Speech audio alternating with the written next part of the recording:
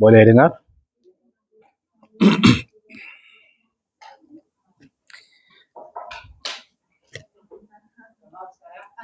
Salam.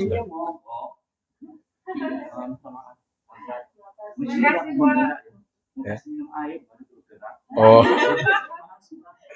Ya, mari.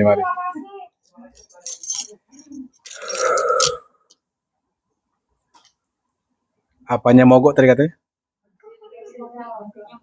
Oh. Bismillahirrahmanirrahim. Assalamualaikum warahmatullahi wabarakatuh.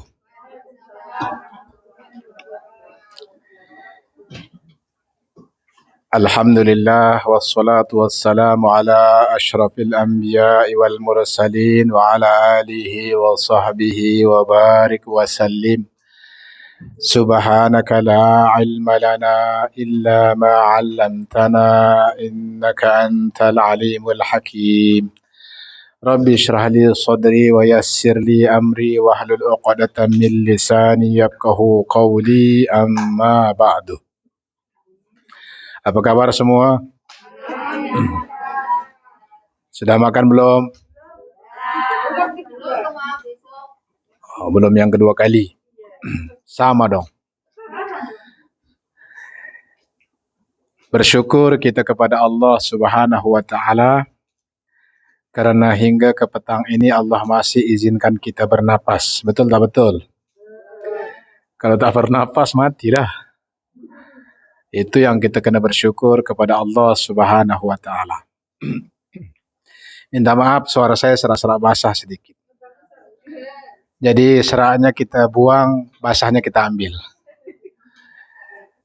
Jadi minggu lepas saya menghadiri ceramah kumpulan Al-Munawwarah. Kenal kumpulan Al-Munawwarah? Di Masjid Al-Firdaus. Itu sebabnya saya tak boleh hadir di sini. Nah, pulang daripada sana, badan saya tak sedap sekali tes, COVID pula. Alhamdulillah daripada hari Senin, Selasa, Rabu dah negatif. Tapi memang rasa dia beza dengan demam biasa pun beza. Ini lebih teruk sikit.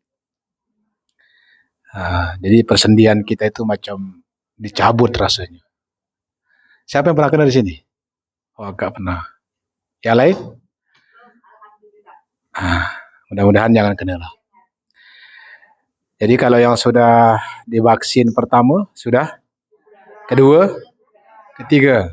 Nah, berarti sudah lepas ataupun sudah dapat sijil askar. Maksudnya kita sudah training daripada tentera dah selesai.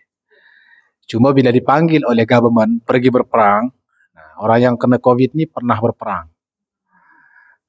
Kemudian sembuh, berarti nanti sistem imunnya sudah kenal. Ni orang ni pernah berperang. Dan imunnya kuat, jadi insya Allah tak kena lagi. Jadi sekarang itu sudah biasa. Jangan terlalu takut. Jangan terlalu takut dan jangan terlalu berani. Jangan mengatakan, ya, mana COVID itu sama makan. Itu terlalu berani. Terus kalau takut sangat sampai masuk toilet, cuci tangan, keluar, cuci, gosok, sampai nampak bekas contengan dulu waktu masih SMA tuh. Itu pun terlalu juga. Sampai ada yang terkopik di sini. Terlalu takut. Jadi bersyukur juga kita kepada Allah. Virus ini dia boleh masuk daripada mulut, hidung. Kalau seandainya melalui kuping, mulut, hidung, kuping, mata, semua kita bungkus. Macam mana melihat? Jadi bersyukur yang ditutup hanya hidung dengan mulut saja. Kalau seandainya masuk lewat kuping, habis. Ini pun juga kena tutup. Itu dipanggil dengan manusia pekak badak. Tahu pekak badak? Dipanggil tak menyahut. Orang Melayu kata, engkau ni pekak badak betul lah. Aku panggil-panggil tak menengok, tak menyahut. Contohnya namanya Maimunah. Maimunah, tak tengok-tengok. Itu namanya pekak badak. Saya pun pernah research. Kenapa badak ini dipanggil, orang yang tak mau melihat dipanggil pekak badak? Saya pergi ke zoo, saya berjumpa dengan badak, saya panggil dia, badak! Diam aja dia. Badak! Diam. Patutlah engkau dipanggil dengan pekak badak. Ada juga kue dekat Singapura namanya kue badak berendam. Ya kan? Kue itu kalau tadi sentuh dia tak bergerak. Kue dia direndam. Kalau tak diambil memang tak bergerak. Nah, ya, bukan pakai sedap, pakai sodap. Namanya badak berendam. Ada juga namanya kue badak berjemur. Dekat Melayu ini, badak berjemur tak ada. Tak ada. Ada namanya kue batang buruk. Pernah dengar kue batang buruk? Tak pernah dengar? Nah, ada namanya kue putri malu. Macam-macam nama kue. Nanti bila dah masuk Ramadan, macam-macam nama kue. Ada kue tat. Nasib baik bukan ustaz. Kue tat tu nanas dekat atas kan. Itu agak sedap sikit. Kalau orang yang batuk-batuk, kalau boleh jangan makan dulu. Nanti dia semakin menjadi. Pasal dia tepung kan. Dan manis. Itulah nama jenis-jenis kue. Dekat Singapura juga saya kenal nama-nama ikan. Ada ikan paling gangster sekali namanya ikan parang. Ikan parang. Lepas tu ada ikan cermin. Dekat Singapura saya tahu namanya ada ikan cermin. Pernah saya diberikan teka-teki. Ikan apakah yang tak nak makan? Ya. Dia lepas di leluasa di laut, tapi dia tak pernah mau makan. Tahu ikan apa? Kalaupun tahu, cakap tak tahu sudah. Memang tak tahu ya? Ikan kembung. Pasal hari-hari dia kembung, macam mana nak makan? Itulah dia nama-nama ikan di Singapura. Yang kedua kalinya berselawat kita kepada baginda Nabi SAW. Salatullah, salamullah, ala taha rasulillah. Salatullah, salamullah, ala yasin habibillah. Ala yasin habibillah. Tawassalna bismillah. Wabilhadi rasulillah. Wa kulli mujahidin lillah. Bi ahlil badri ya Allah. Bi ahlil badri ya Allah. Salatullah.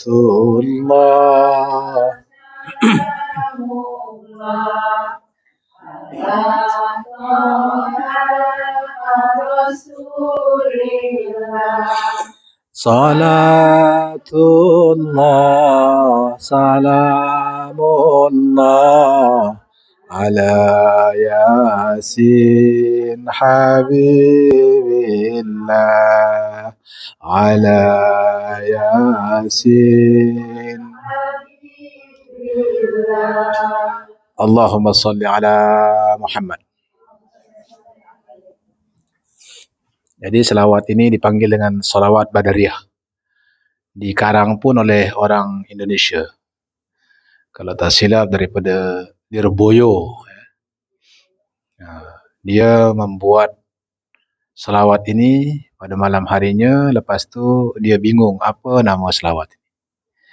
Akhirnya dia berjumpa dengan Nabi SAW dalam mimpinya.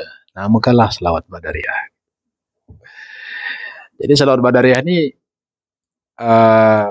peperangan pertama kali berlaku pada umat Islam, namanya Perang Badar. Kurang lebih 100 kilo daripada Masjid Nabawi. Perang Badar. Di sini bayangkan hanya 300 orang melawan 1.000 orang. Tetapi Allah Subhanahu Wa Taala memberikan keberpihakan kepada kaum muslimin. Justru kaum muslimin yang ramai pada waktu perang Uhud, disitulah umat Islam kalah. Kenapa pula demikian? Pasal mereka tidak mendengar kata-kata pemimpin. Pemimpin ketika itu adalah Nabi kita, Nabi Muhammad sallallahu alaihi wasallam. Jadi pada petang yang penuh barakah ini, saya ingin berkongsi 4 golongan mereka yang sangat dirindui oleh surga. Boleh tak? Boleh tak boleh? Kalau tak boleh, boleh kan je lah. Jadi bersabdalah Nabi SAW, ya, arba'atun mustaqatun ilal jannah, ataupun al jannatu mustaqatun ila arba'ati nafarin. 4 golongan mereka yang sangat dicintai oleh surga. Jadi ternyata ada orang yang mencintai kita. Jadi kalau ada orang tak suka dengan kita, tak apa, ada surga yang suka dengan saya. Kalau ada orang yang tak cinta dengan kita, tak apa, surga cinta dengan saya. Jadi ikan itu, ya, segemuk-gemuknya ikan, pasti ada tulangnya. Betul tak? Sekurus-kurusnya ikan, pasti ada dagingnya. Betul tak betul? Pernah tak tengok ikan walaupun ikan tongkol yang besar, dagingnya saja, ketika dipotong ada tulang tak? Ada. Pernah tak lihat ikan, alamak kurus, cekung, tapi bila dikopek, disiang, ada dagingnya. Betul tak? Jadi maknanya sekurus-kurusnya ikan, masih ada dagingnya. Segemuk kok, pakai kol-kola sikit. Segemuk kok, gemuknya ikan, pasti ada tulangnya. Itu sebabnya ada teka-teki. Ikan apakah yang paling miskin sekali? Ikan teri. Yalah, sudah kering, kerontang lagi, kecil lagi. Jadi dimakan begitu aja. Itu saya suka kalau ikan teri itu dicampur dengan telur. Lepas itu nasi lemak. Tapi kalau keras sangat, boleh jadi luka dekat dalam. Itu ikan teri. Jadi apa message-nya di sini? Segemuk-gemuknya ikan itu pasti ada tulangnya. Maksudnya, sebaik-baik kita, pasti ada salah kita. Seburuk-buruk kita, pasti ada kebaikan yang ada dalam diri kita. Oleh kerana itu, untuk menjadikan diri kita ikhlas, selalulah cek diri kita sendiri. Yang kita ini tak ada masa untuk menggunjing orang lain, yang kita ini juga banyak noda salah. Jadi sebaik-baik kita, pasti ada kesalahan. Sejahat, seburuk-buruk orang itu pasti ada kebaikan. Saya pernah tes. Waktu saya tinggal di Yisun, dulu saya tinggal dekat sini blok 121. Ke Henderson. Sebelum saya tinggal dekat Yisun. Kalau itu saya pergi ke 7-Eleven. Beli air badak. Cap kaki 3 tu. Cap kaki 3. Orang sini kan panggil Cap badak kan, badak. Larutan cap kaki 3. Jadi time itu saya cobalah mencari. Jadi saya berbual santai sikit ya. Pasal tak boleh dipaksakan. Masih ada kesan. Boleh tadi sudah minum. Jadi bila saya masuk ke 7-Eleven ni, saya pun carilah larutan ni. Tapi tak jumpa. Saya cari sana sini tak teko-teko kata orang Jawa kan. Piye iki? Jadi saya ada dapati, saya jumpa ada satu pasangan, saya kata bukan berkahwin saya rasa, masih pacaran, tapi ada satu pakai tato, rambutnya perang, panjang, besar, tegap. Saya coba hampiri. Assalamualaikum. Waalaikumsalam, kata dia. Abang boleh carikan larutan cap kaki 3 tak? Dia betul-betul bertungkus lumus dengan mata yang dia cari. Betul-betul. Bahkan apa yang dia beli pun, dia buat jadi nombor 2, nombor 3.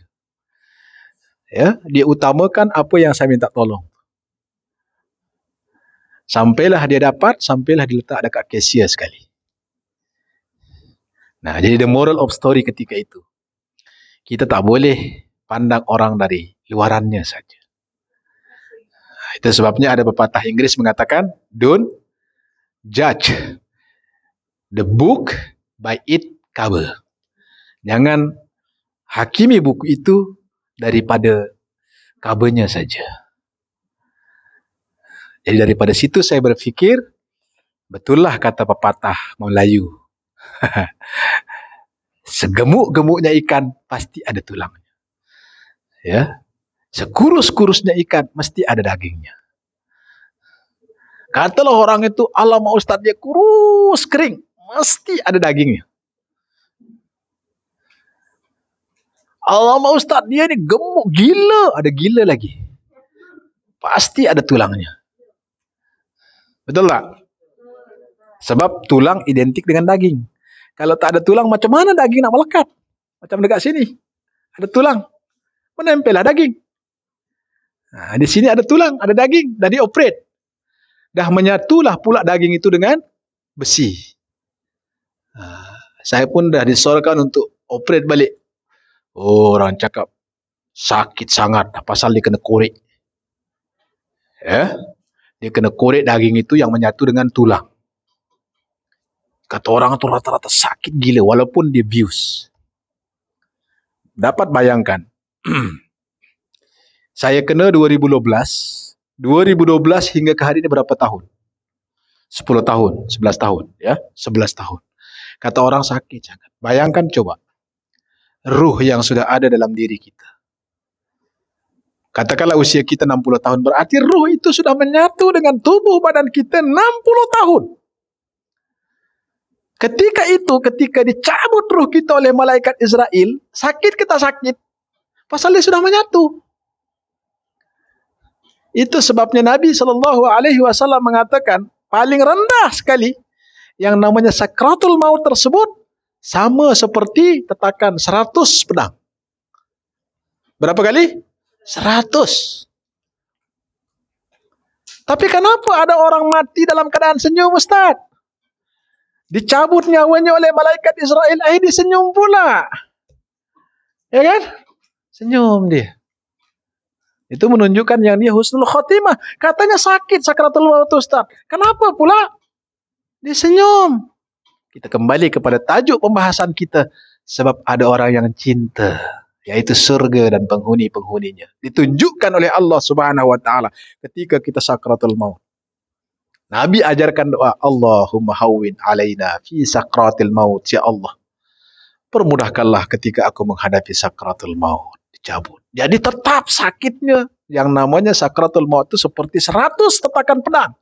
Tapi ketika kita menghadapi sakratul maut tersebut, malaikat Israel bacakan kalimah, ya ayyatuhan nafsul mutmainnah. Wahai jiwa yang tenang, irji'i, keluar. Ila rabbiki radiyatan maradiyah. Berjumpulah dengan Tuhanmu yang redha kepadamu. Fadkhuli fi ibadi, berkumpullah kamu dengan hamba-hamba yang dikasihani. Fadkhuli jannati, dan masuklah ke dalam surga. Jadi ditunjukkan surga itu. Jadi dalam keadaan sakratul maut, ya Allah sakit, tapi ditunjukkan pula surga nih. Ya, pelajar-pelajar. Kumpulan apa nama kita nih? Kumpulan-kumpulan uswatun hasanah yang pernah belajar di Masjid Ar-Rabitah. Masa surga. Tak terasa sakitnya walaupun dicabut ruh itu. Kenapa? Sudah ditunjukkan surga kita. Jadi setelah ditunjukkan tak ada rasa sakit. Rupa-rupanya ada orang yang sedang merindukan kita, subhanallah. Itu sebabnya dalam hadis yang kita bahas pada petang ini, al-jannatu mustaqatun ila arba'ati nafarin. Surga itu terlalu rindu kepada 4 golongan. Yang pertama, talil Quran, orang yang baca Quran. Apa makna Quran? Siapa tahu what is the definition of Quran? Siapa tahu? Apa makna Quran? Walaupun tahu, cakap tak tahu, sudahlah. Tak tahu. Saya pun tak tahu. Jadi Quran itu isim masdar daripada qara'a. Yaqra'u Qur'anan. Maknanya sesuatu yang dibaca. Nah, jadi kalau kita ada Quran, kemudian kita simpan di almari, itu bukan Quran. Kenapa? Pasal tak dibaca. Jadi dibaca. Ustaz, saya tak ada Quran, tapi saya ada handphone. Download Quran. Tulis Quran saja. Dekat Play Store, keluar Quran. Kemudian di-install. 30 juzuk di sini. Tapi ketika saya tak buka handphone saya, ini namanya handphone. Bila sudah saya buka, nampak Quran, berarti dia Quran. Peranti dia masuk di sini. Berarti saya kena ada wuduk lah. Tapi kalau Quran itu ada maknanya, terjemahannya, boleh tak perlu berwuduk. Karena apa? Karena lebih banyak Romanize dia daripada tulisan Arabnya. Nah, itu Quran. Quran ini dibaca. Ada seorang penceramah di Indonesia. Tiap-tiap minggu dipanggil untuk mengisi tausiah di rumah orang kaya. Rumahnya 2 tingkat. Dipanggil ahli keluarganya belajar. Okey. Tapi semenjak 2 bulan dia tak pernah dipanggil lagi. Ustaz tu tak pernah dipanggil lagi. Kasihan dia. Tak tahulah apa sebabnya. Tak tahulah apa salahnya. Mungkin kerana dia kurang handsome ke? Tak tahulah. Jadi ternyata setelah dia berjumpa dekat satu majlis, seorang ibu ini bertanya kepada ustaz itu. Ustaz tahu tak kenapa kita tak pernah panggil ustaz hampir 2 bulan ni? Dia kata saya tak tahu. Ustaz tu senyum aja lah, biasalah. Ustaz tu rata-rata banyak senyum.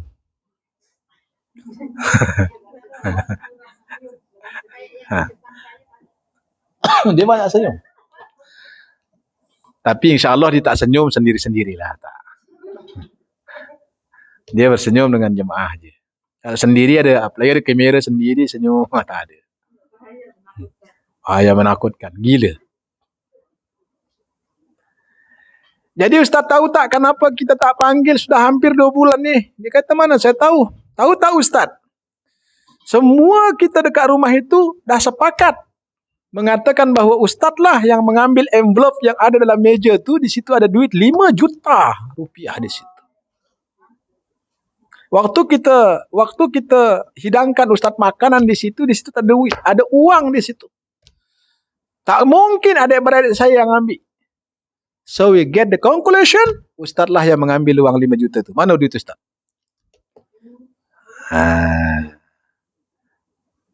Jadi Ustaz ni pun dituduh senyum juga. Kata ibu itu, kenapa Ustaz senyum? Memang saya yang ambil ibu, kata dia. Tapi saya ambil bukan saya letakkan di poket saya. Saya pindahkan, sebetulan di sebelah kanan saya itu ada Quran.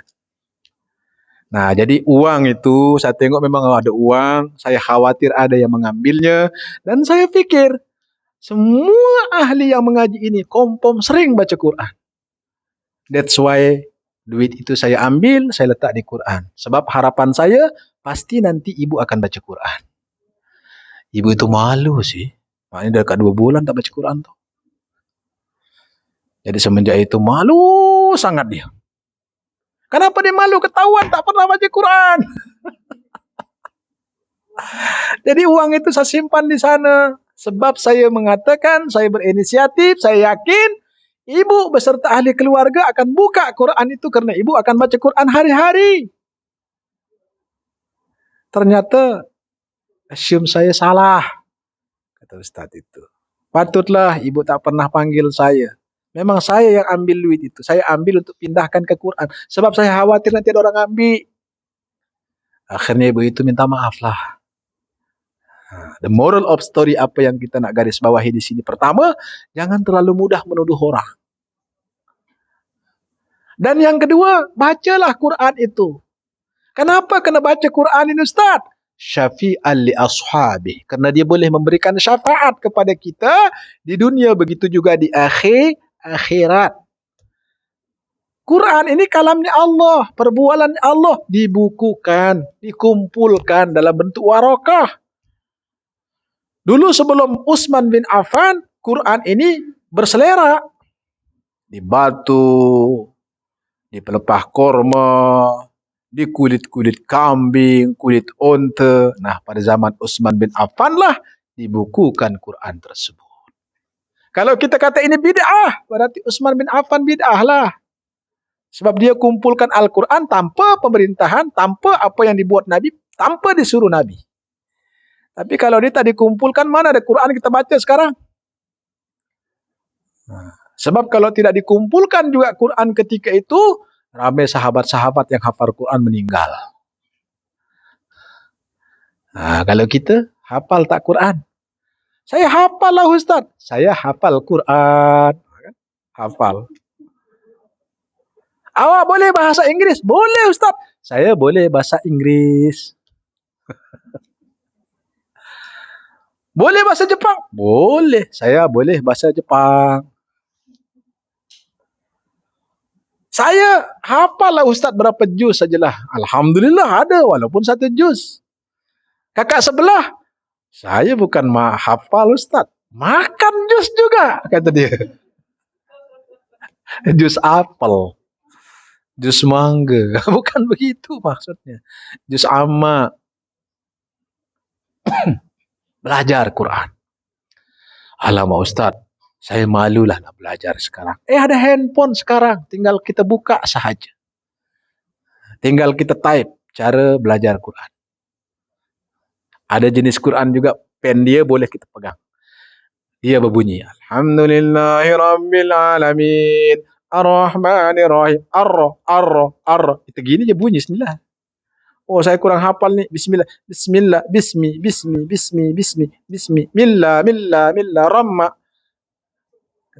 Canggih sekarang. Makanya orang Melayu mengatakan, nak 1000 daya, tak nak 1000 dalih. Baca Quran. Alamak Ustaz, saya tak boleh lah bahasa Quran ni, baca Quran susah, ada makharaj al-huruf. Senang aja. Tempat keluarnya huruf, ya, dipanggil dengan makharaj al-huruf, di lisan kita ini ada berapa? 5 sahaja. 5 Ustaz, banyaknya. Habis kalau lagu Hindustan, apa hafal pula? Ya tak iya pula. Coba artis-artis. Cepat betul dia hafal lagu-lagu. Takkan 5 makharaj al-huruf tak boleh keluar, tak boleh tahu. Bukan senang nak hafal lagu tu tau. 5 sahaja tempat keluarnya huruf dekat sini. Pertama, khayshum. Ini semua yang sengau-sengau ada kat sini. Innal ladzina kafaru amma yatasaalu. Sini semua. Turun ke bawah lagi, syafatain. Bibir. Ada 4 saja hurufnya di sini. Masuk dalam lagi, lisan. Jadi 1, 2, rongga. Jauf. Semua yang panjang. Jadi 1, 2, lisan. 3, rongga. 4, masuk sini. 5 aja. Dipanggil dengan halqum. Hurufnya ada 6. Hamzah, ha, ain, ha, ghain, kha. Sini dia. Al-ha, sini ha dia. Alhamdulillahi rabbil alam. Sini. Jangan dekat sini. Alhamdulillahi rabbil alamin. Segala puji bagimu ya Allah yang telah menurunkan penyakit kepadaku. Tengok alamin. Bukan alamin. Yang betul alam. Cangkok sini di sikit. Alamin. Ma bapak. Ma bapak lagi makan enak-enak. Sini dia. Enak tak enak? Enak. Alhamdulillahi rabbil alamin. Ha lepas. Ar-Rahmanir Rahim. Maliki yaumiddin. Ma ni huruf bibir. Perut bibir bawah bertemu dengan perut bibir atas. Maliki yaumiddin. Letak sini lagi. I. Bukan na'i. Iyyaka na' lagi. Tak boleh iyyaka na'budu. Makharajul huruf. Iyyaka na'budu wa iyyaka nasta'in. Hujung bibir. Bukan hujung bibir, hujung lidah. Ta'in. Masuk sini lagi. Iyyaka na'budu wa iyyaka nasta'in. Yang lain-lain silap tak apa. Ini bacaan Fatihah rukun daripada rukun solat. Kalau rukun tu tak betul, tak sah lah. Kalau subhana rabbiyal azim wa bihamdi itu bukan rukun, sunat saja. Ataupun baca ayat selepas baca suratul Fatihah itu sunnah saja. Nih, the main pointnya adalah suratul Fatihah. Arkanun min arkanis shalah. Iyyaka na'budu wa iyyaka nasta'in. Pakai hak lagi di sini. Terasa dia. Ihdinas siratal mustaqim. Qaf dekat sini. Dekat bawah nak tekak. Ihdinas siratal mustaqim. Siratal ladzina. Dal tu keluar. Dadah. Kalau film Indonesia kan dadah. Dia dekat dalam. Huruf dal. Tapi kalau dal keluar. Dadah. Dadah papi. Dadah mami. Dah. Dadah daddy. Siratal ladzina an'amta itu idhar halki. Nun mati bertemu dengan ain. An'amta alaihim ghairil maghdubi alaihim waladhdallin. Gembung dekat kanan ke ataupun kiri boleh. Sengaja saya tekankan ini sebab akak-akak tak ada masa belajar tajwid. Itu sebabnya saya masukkan. Karena sering saya dengar kumpulan-kumpulan marhaban kita dan seumpamanya, bacaan Fatihahnya kadang-kadang kita malu mau dengar. Siratal ladzina an'amta. Parah. Takkan saya tegur pula kan dekat majlis itu.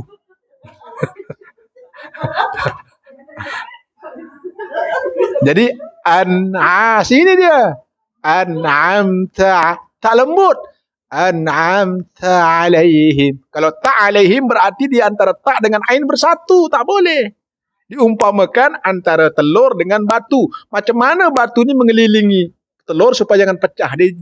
Dia senggol sikit je. Ta'alaihim. Ta'alaihim. Jadi kalau ta'alaihim dihempaplah telur tu pecahlah dia. Ta'alaihim. Ghairil. Sini. Ghairil magh. Itu sebetulnya anjing tu salah dia. Dari segi makharijul huruf. Sepatutnya dia menggonggong. Ini yang betul. Anjing menggonggong. Salah. Yang betul, anjing menggonggong. Jadi anjing itu sebetulnya itu dia tak boleh gonggong. Makhraj hurufnya di sini. Ghairil maghdubi alaihim. Anjing menggonggong. Ghairil maghdubi alaihim waladdah. Waladdah. Masuk sini. Ataupun sini. Waladdah. Nah, tengok macam pesawat tu landing. Waladdallin. Gitu. Jangan terjun bebas, rusaklah dia. Itulah suratul Fatihah.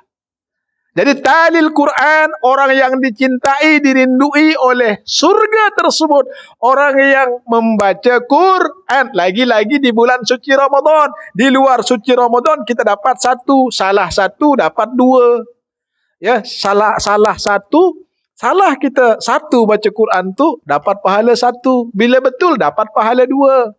Tapi bila bulan suci Ramadan digandakan jadi 10. Digandakan jadi 100. Ya Allah. Itu sebabnya para ulama bila di bulan suci Ramadan mereka jarang membuat kajian, mereka baca Quran saja. Karena di Ramadan itu dipanggil dengan Syahrul Quran, bulan Quran, bulan diturunkan Al-Quran. Jadi ini kelas ini pun nanti di Ramadan cuti ke tak? Terus berjalan. Berarti double lah pahalanya. Jadi kalau boleh di bulan suci Ramadan itu ya, baca Fatihah rame-rame lah. Tasmik satu-satu. Kemudian terjemahkan maknanya. Supaya ada zuk. Bila kita solat, kita tahu maknanya, kita sebut, kita tahu maknanya, semakin khusyuklah kita. Itu sebabnya menurut Imam Syafi'i, bila kita solat, baca suratul Fatihah, wajib kita dengar paling tidak diri kita sendiri. Ada pula imam silent, tak boleh. Apa imam silent, Ustaz? Silent saja. Fatihahnya semua dalam hati, tak sah. Tak sah. Paling tidak diri sendiri. Alhamdulillah. Ar-Rahman. Nah, kita dengar sendiri. Sunnahnya besarkan. Habis kalau kita perempuan, Ustaz, kalau tak ada laki-laki, besarkanlah. Boleh, tak masalah. Alamak Ustaz, saya takutlah orang dengar. Bacaan saya rabak gila lah. Ya? Kalau kita nak belajar, kita kena siap ditegur. Saya kalau saya jadi imam pun, kalau saya salah, orang tegur, saya terima. Dibetulkan bacaan saya. Saya sambung dia.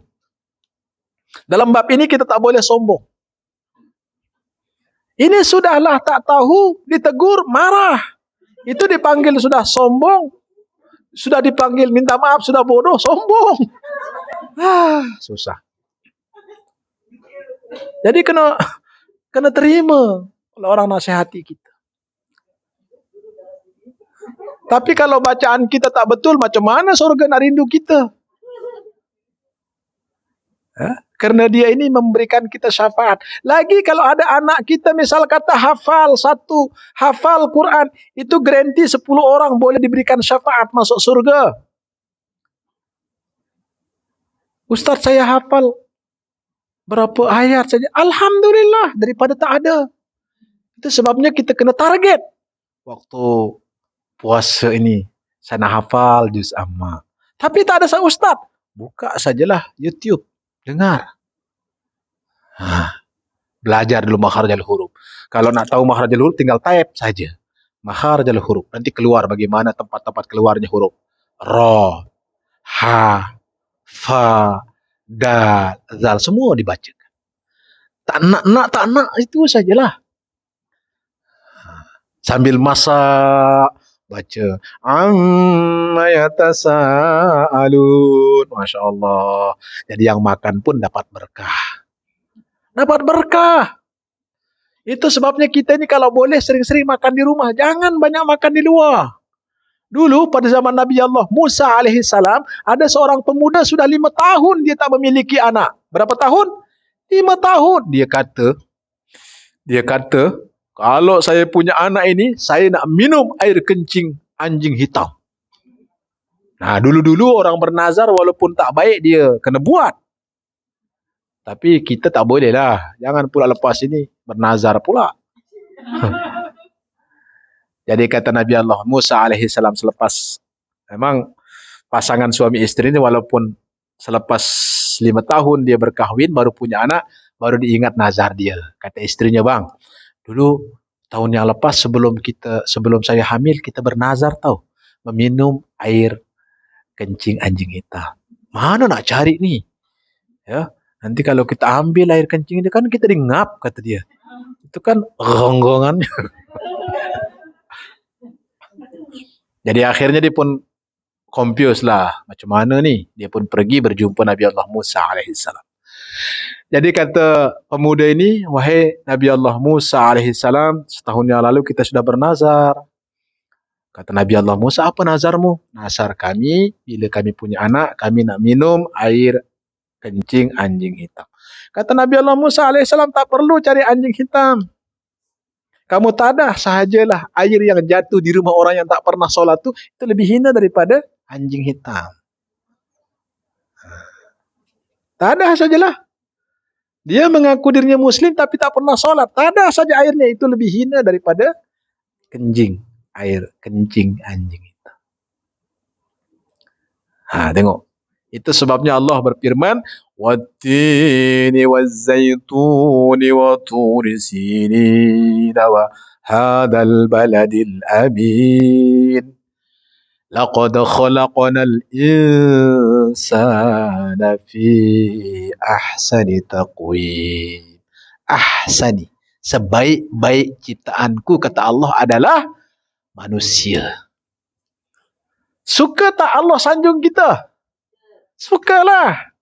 Kita ini ciptaannya yang paling baik. The creation is the good creation. Ciptaan yang paling baik. Kemudian Allah mengatakan, ahsani taqwim tsumma radadnahu asfala safilin. Saya hinakan manusia itu serendah-rendah. Tadi Allah sanjung. Sekarang pula Allah hinakan. Bila mana? Lahum qulubul la yafqahuna biha. Allah bagi hati tapi tak pernah digunakan untuk mentadabburi ciptaan Allah Subhanahu wa taala. Tak pernah dipakai berzikir. Walahum a'yunun la yubsiruna biha. Aku bagi mereka mata tapi tak pernah tengok benda yang baik. Ya, tengok Quran tak pernah, asyik tengok TikTok aja. Baru-baru ini di Surabaya keluar ya acara penutupan haflah pondok pesantren joget TikTok. Walahum a'yunul la yubsiruna biha. Kemudian aku bagi mereka kuping tapi mereka tak pernah gunakan kuping tersebut untuk mendengar kalam-kalam Allah. Itulah Al-Quran. Jadi al-jannatu mustaqatun ila talil Quran. Surga itu sangat rindu kepada mereka yang baca Quran. Bukan baca komik. Apalagi baca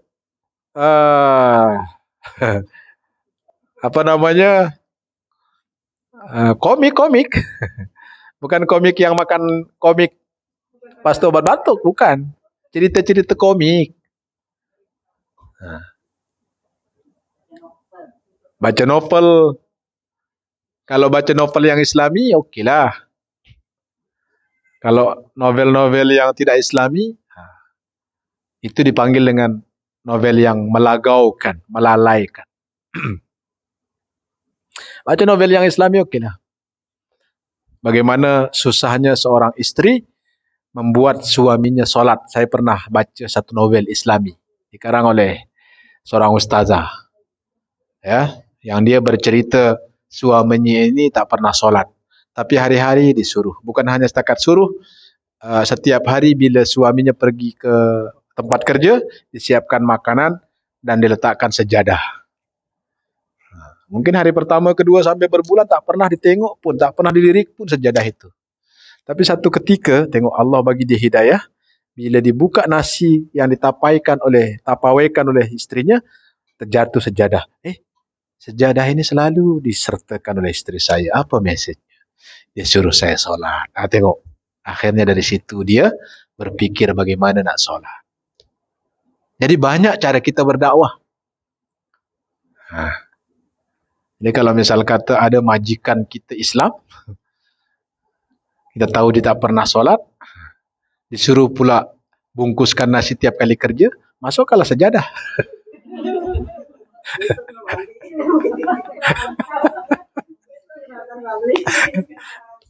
Ataupun kupiah ke songkok kan, masukkan songkok. Nanti dia akan tanya kita, apa tujuan awal letak songkoknya? Peduli saya. Aduh, serba susah juga emang. Yang kedua, surga itu rindu kepada mereka. Siapa dia? Wahibzil lisan. Apa makna hibzil lisan? Tahu tak tahu? Hibzun maksudnya menjaga. Lisan, orang yang menjaga lidah. Jadi dalam diri kita ini ada 7 panca indera. 7 juga nama pintu-pintu neraka. Ada 7. Yang paling mudah kita mendapatkan pahala dari panca indera kita yang bernama mulut. Mulut. Yang paling mudah kita mendapatkan dosa juga daripada panca indera kita bernama mulut. Itu sebabnya ada pepatah Melayu mengatakan, kerana santan pulut binasa. Karena,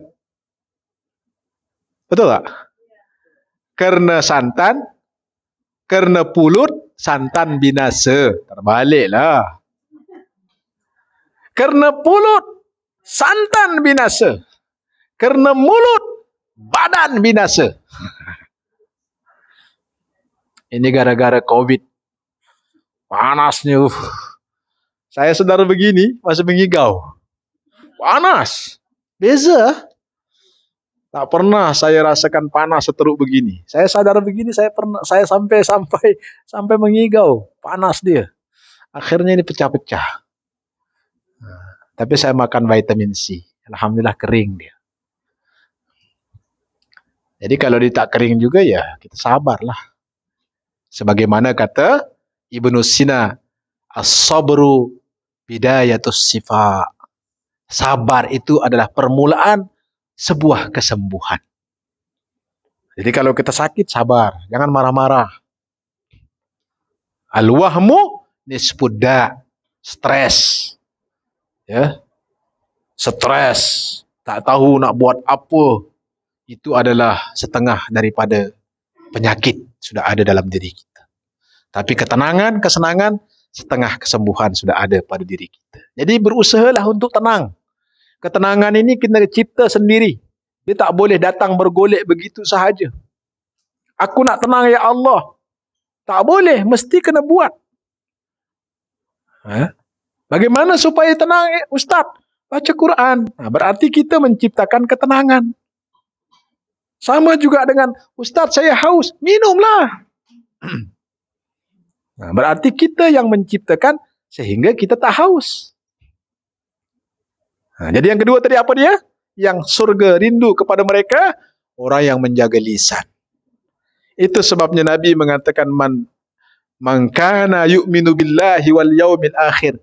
Sesiapa yang mencintai Allah dan mencintai hari akhirat, maka hendaklah dia bercakap yang baik-baik. Tak mampu bercakap yang baik, diam. Ya. Jadi bila kita sudah diam, kita sudah jadi orang baik. Tapi nak jadi orang bermanfaat, kena bercakap. Awak diam, awak sudah jadi orang baik. Kawan-kawan ajak makan, dia pun cerita macam itu, macam ini, kita diam. Kita sudah kawannya yang paling baik menurut dia. Kenapa awak cakap saya kawan awak paling baik? Yalah, saya cerita apa pun awak diam aja. Itu yang saya suka dengan kau. Betul tak? Tapi kalau kita ajak dia kepada jalan kebaikan, besok dia tak mau jumpa kita lagi. Pasal kita sudah mula bercakap. Ni yang kau cakap dari tadi pasal orang, apa semua. Why not kita tak payahlah cerita pasal orang. Kita cerita pasal diri kita sendiri. Kau dah mula bercakap. Tengok. Berarti dia sudah tak anggap kita baik. Bila kita ajak dia ke jalan yang baik, pasti dia menolak. Setiap hari Minggu kita ada belajar tahu dekat Masjid Ar-Rabitah. Kita kan jadi orang baik. Kena cakap lah. Kalau kita tak cakap, macam mana nak tahu? Nanti dia marah kita. Aku dengar daripada member kita, kau pergi belajar tiap hari Minggu, jam 2. Alah. Kenapa kau tak cerita? Tengok, dia marah kita pula. Tengok, kita pula yang salah. Kita tak cerita dengan dia. Aku takut bila aku cakap, kau marah pula. Itu assumption kita je. Itu sebabnya cakap. Dulu Nabi sebelum dia mengajak orang kepada kebaikan, boleh kita kata semua orang dekat Mekah itu suka dengan dia. Bahkan bila mereka pergi ke Syam, nak berniaga, semua benda-benda, barang-barang berharga, emas, intan, berlian dititip dengan Nabi. Selamat. Segitu yang termasuk, segitu juga yang balik. Pegadaiannya dulu orang Arab itu Nabi. Dia simpan barang. Tak ada bunga, tak ada apa. Itu sebabnya mereka gelar Nabi kita Al-Amin. Apa arti Al-Amin? Orang yang boleh dipercayai. Tapi bila Nabi sudah mengatakan, ayo kita sembah Allah, ayo kita beribadah, orang-orang yang suka dengan dia dulu melemparnya pakai tai unta. Abu Jahal tu anak dia kawin dengan anak Nabi. Tapi bila dia sudah menyerukan kebaikan, mengajak orang kepada jalan kebaikan, diceraikan anaknya. Dilemparnya Nabi dengan tai unta. Itu sebabnya konsekuensinya bila kita mengajak orang kebaikan, walaupun kawan kita boleh jadilah lawan. Jaga lisan. Jadi kalau kita sudah diam, orang kata diam itu adalah emas. Betul tak? Nanti kalau balik, majikan cakap, diam.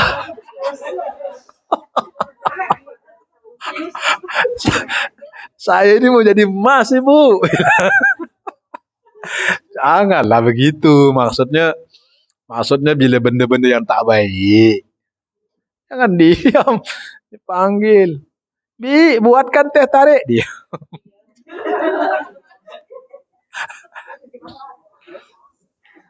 Nanti kalau ada suami kita di rumah diam aja, berarti dia sudah jadi emas. Kalau tak diam juga, pergi ke Surabaya. Mas, mau kemana mas? Emas kita. Oke, yang kedua. Yang ketiga. Al-jannatu mustaqatun ila arba'ati nafarin. Yang pertama, surga itu rindu sangat kepada yang pertama. Siapa tadi? Orang yang baca Quran. Yang kedua, orang yang jaga lisan. Yang ketiga, mut'imul ji'an. Orang yang membagi makan pada orang yang lapar. Jadi kalau ada orang yang lapar, bagilah makan.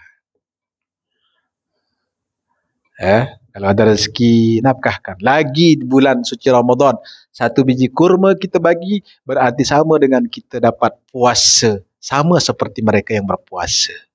Jadi kalau kita ada uang mungkin $30, belikan dekat kampung kita satu kotak harga mungkin 300 ribu. Kurma Iran tu kita bagi satu-satu isinya mungkin dekat dalam 500 biji. Berarti kita sudah dapat pahala orang 500 berpuasa.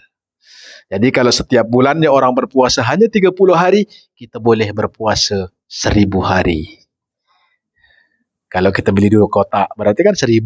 Dibagilah, berarti 1.000 hari kita berpuasa. Man fattara sha'iman. Sesiapa yang memberi buka pada orang yang berpuasa, Allah bagi dia pahala sama seperti orang berpuasa. Rahman Rahimnya Allah itu luar biasa. Ya? Yang terakhir, orang yang berpuasa di bulan suci Ramadan. Nah, ini tengok, tinggal 14 hari kurang lebih bulan puasa akan masuk. Ya, berpuasalah. Jangan tak berpuasa. Oh, kuat betul hentakan saya di sini, hentak sana yang jatuh. Padahal ini time saya kurang sehat ini.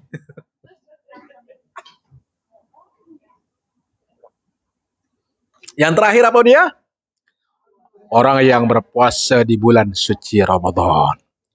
Nah, jadi sebelum kita berpuasa, bersihkanlah hati. Sucikanlah jiwa. InsyaAllah. Jadi kalau boleh, lakukanlah solat tasbih sebelum berpuasa. Solat tasbih itu maksudnya solat untuk mensucikan Allah. Kelebihannya Allah tuh ampunkan dosa-dosa kecil daripada tahun lalu sampailah hari ini. Bagaimana caranya? Banyaklah caranya, tinggal Google sahaja. Cara solat tasbih. Senang sekarang. Kalau misal kata tak tahu juga boleh. Kat Facebook saya tinggal tanya aja, Ustaz Musa bagaimana cara solat tasbih. Ya, boleh saya bagi tahu. Senang, ada Facebook, ada Instagram, ada WhatsApp. Semua ada, senang sekarang. Kalau tak tahu pula nomor Ustaz, ada ke Ibu Boni, ada nomor handphone saya. Nak 1000 daya, tak nak 1000 dalih. Jadi ada berapa? Yang surga itu rindu kepada mereka. 4 golongan. Pertama, orang yang baca Quran. Tapi pelajari juga tajwidnya. Ya, jangan asal baca je. Idza juljilatil ardu jiljalaha. Ini mana tak belajar tajwid.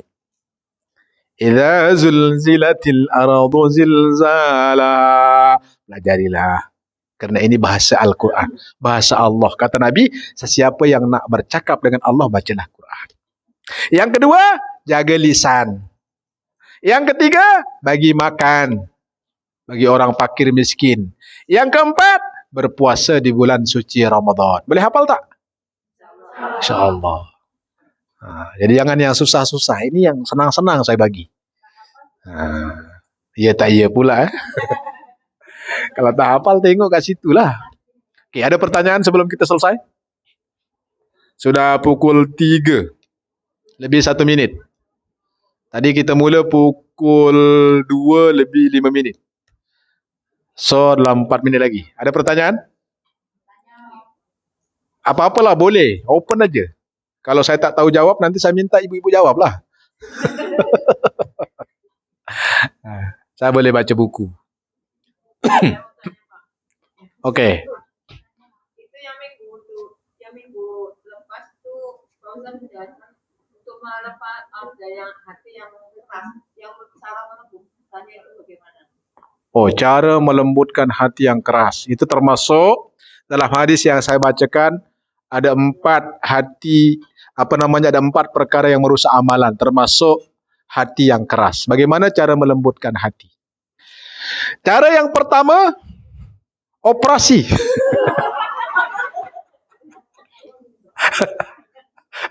Lepas itu basuh pakai klorok.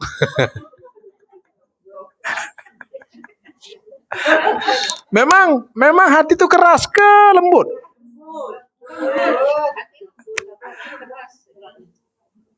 Saya pun keras juga. Jadi bagaimana cara melembutkan hati? Cara pertama, muhasabah diri dulu. Maksudnya introspeksi diri dulu. Waktu saya keluar daripada perut ibu saya sehelai pinggang pun tak ada.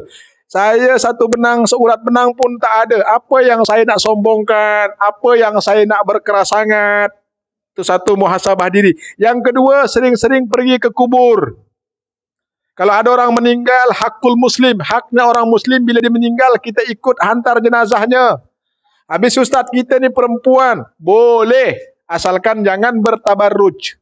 Apa maksud tabarruj? Berpakaian yang menyolok mata.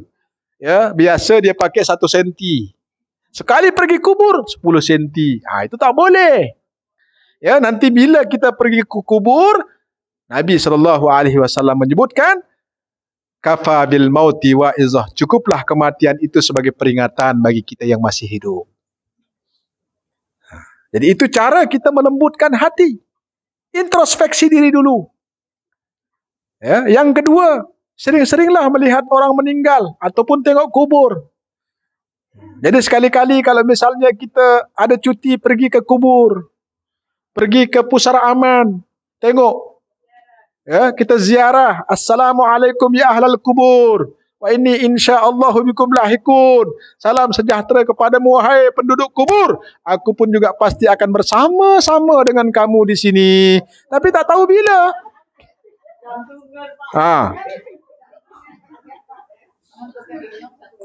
Itu belum lagi pertanyaan mungkar nakir nanti. Baru. Dari situ juga Ustadz jantungan. Kita kena sadar yang kita ini lemah. Apa kita nak sombongkan? Wah, harta saya banyak Ustadz. Sampai bila harta itu bertahan? Come on, kita meninggal orang lain ambil lah. Saya cantik Ustadz. Sampai bila? 30 tahun? 70 tahun dah macam itu. Apalagi, saya handsome Ustadz. Sampai bila? Cacing juga yang makan. Ya? Oke, di sini ada permintaan. Kita baca doa buat ibu saya, Ibu Ayu dan Ibu Dina yang sedang sakit. Jadi mudah-mudahan ibu kita semua yang ada di kampung, yang masih hidup maupun yang sudah meninggal dunia, mudah-mudahan yang hidup disembuhkan penyakitnya, dipanjangkan usianya. Begitu juga ibunya Ayu, ibunya Dina yang lagi sakit, mudah-mudahan segera disembuhkan penyakitnya dari Allah Subhanahu wa taala dengan keberkahan suratul Fatihah. Al-Fatihah. A'udzu billahi minasy syaithanir rajim. Bismillahirrahmanirrahim. Alhamdulillahi rabbil alamin. Ar-Rahmanir Rahim. Maliki yaumiddin.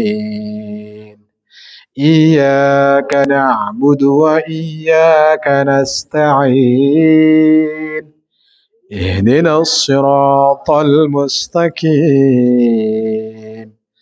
Siratal ladzina an'amta 'alaihim ghairil maghdubi 'alaihim waladdallin.